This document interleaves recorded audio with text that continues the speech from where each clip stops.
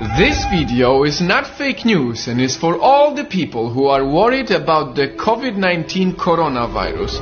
I did a lot of research and found a remedy to everyone's fear, and the remedy is in numbers, because numbers don't lie. Let's start with how many people are sick right now. 80,000. That's quite a lot, but out of this, 77,000 people are in China. So if you're not from China, that should remove 96% of your worry. Now, let's assume somehow you got the virus. In the extremely unlikely event of you getting the virus, 81% of the cases are mild.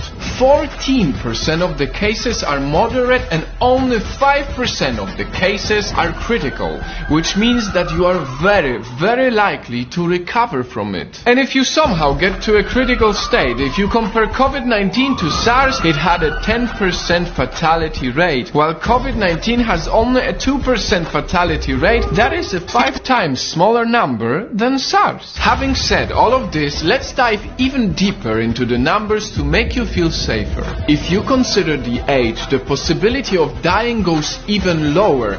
The death rate for people under 50 years old is only 0.2%. 0.2%. Everyone should know these numbers so that they see that the majority of people actually recover from COVID-19. This knowledge is essential so that less people worry. If you are under 50 years old and not living in China, you are much more likely to win the lottery, which is 1 in a 45 million chance, than actually dying from the virus. Remember, numbers don't lie. This video is about COVID-19, but we can all learn more from it. A life lesson. Let's take one of the worst days so far, February 10th, when 108 people, mainly from China, died from the virus. This is a horrible, very high number.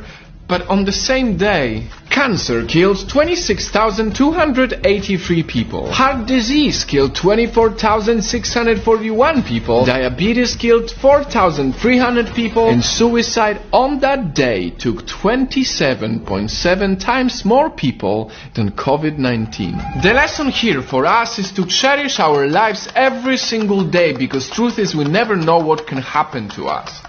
Now, going back to COVID-19, the rules haven't changed. You still should wash your hands often to prevent the spread of the virus. Additionally, the CDC, the Centers for Disease Control and Prevention, recently said that the most likely way this disease is spread is through sneezing. So you are still most likely to prevent the extremely unlikely event of getting sick by staying away from crowds. And last but not least, perhaps the most misinformed aspect, masks. This is coming from CDC as well. The people who are not sick do not need masks at this time. I said it in my last video. The main purpose for the mask is if you feel like you might be sick and don't want to risk sneezing on other people. I did a lot of research. This is a lot of facts and numbers, but they are important. As of 24th of February, there is no reason to panic. If there's anything we can do is to use COVID-19 as a reminder to care for our lives always, and not only when we're afraid. Because a bad diet, driving while drunk or smoking is thousands of times worse than any coronavirus. Before I end this video, I want to touch one last topic that's very important to me: racism.